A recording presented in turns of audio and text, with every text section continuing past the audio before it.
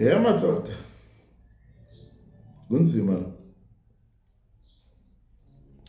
Yazi kunesikhathi lapho abantu ababagijima ngezinto ezazifuze zona ezindaba zokuthwala ziyizo vele. Kwafika enye into eyifana nekhowa, lento babeyibiza ngeamuba. Lento le njengekhowa ma wabona ungalifaka emanzini lingaphekwanga kanjalo. Lento ibikhula yodwa uma ungayifaka emanzini babebiza bethi amuba. Phuma abantu bamabhizinisi kakhulu mama bapapa abagijimela zona lezi zinto. Uyazi ngalo nyaka abantu bakhukhumala izisu zangaka, baluza amashepu kwayinqaba.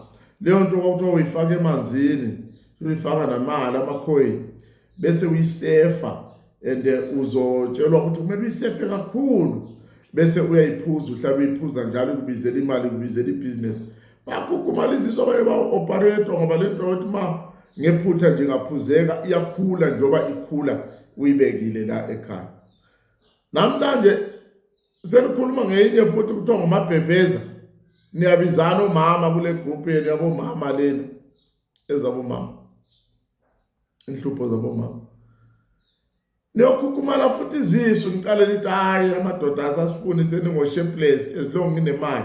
Imali nayo ungayithola phela kumele ibe into enjoyekayo madoda. Ngoba ukuthi usuthola imali wena ngapha vele usungenye into engaqedakaliyo. Izinto eziningi zenze zokugijima kuthiwa uyothwala imali bamuba nama-side effects. They always have after effects. Qapheleni into enjalo ningafakani into ezingekho. At the end of the day kuthiwa unemali. Unemali kanjani ugula ngapha uhlupheke kunezinto ezikhula ngaphakathi kwakho.